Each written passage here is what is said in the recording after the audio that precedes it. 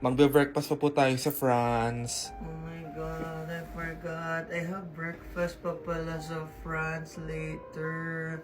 Anyways guys, hi to my vlog. And as you can see, these are the things that I got from all around the world kasi we've been traveling around the world. I'm so happy. I'm kinda tired kasi parang alas everything I travel around the world. Like, what the fuck? Mamaya, unbox ko to sa inyo. But anyways, let's eat muna. Let's have some coffee there, okay? So every morning, ang una ko talagang ginagawa is to drink water. And this water is from Dior kasi di talaga ako umiinom ng any other water. Kasi yung water nila is galing pa sa mountain ng, I guess, sa Nepal, yung sa may pinakamataas na mountain, Mount Everest. Doon pa kinukuha yun sa summit nila. Kaya I'm very happy kasi fresh yung makukuha kong water.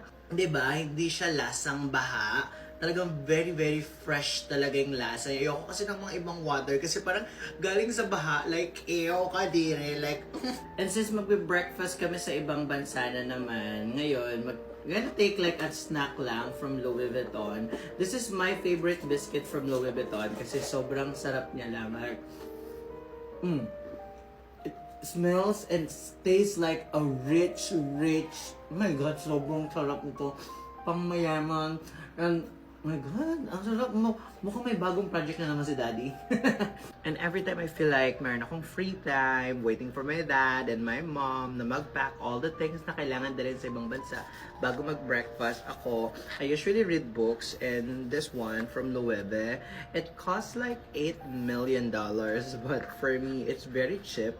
Actually, this is their old version. Planning to get the 2 newest version they have.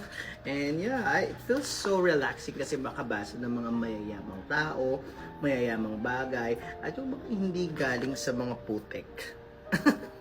I'm so stressed kasi parang hindi ko alam kung ano susutin kong sapatos. So I'm thinking of getting this, the Prada that I got from our last trip Malaysia. And this one, the Gucci one, I got it lang sa Shangri-La. Actually, I don't have much time, kaya sa Shangri-La lang ako bumili. But if I have time, I'm gonna go to Mars or Jupiter to buy a lot of things because I can buy you and your family and your relatives.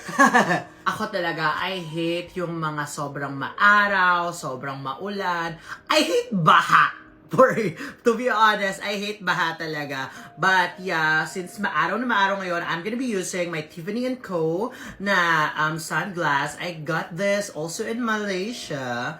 And yeah, ito lang itsura niya. Actually, maganda siya for me kasi very slick yung style niya, and diba? Nakakaalta sa syudal. This is what I deserve. And this is what I like in my life na you guys don't deserve. Ako lang. Ayos, nababoring na ako guys. Well, maybe I'm just gonna shop na lang later. And yeah, taga kasi nila mom and dad, ang dahil pa nilang inaasika. So pwede naman nilang pirmahan na lang agad-agad yun. Like the fuck?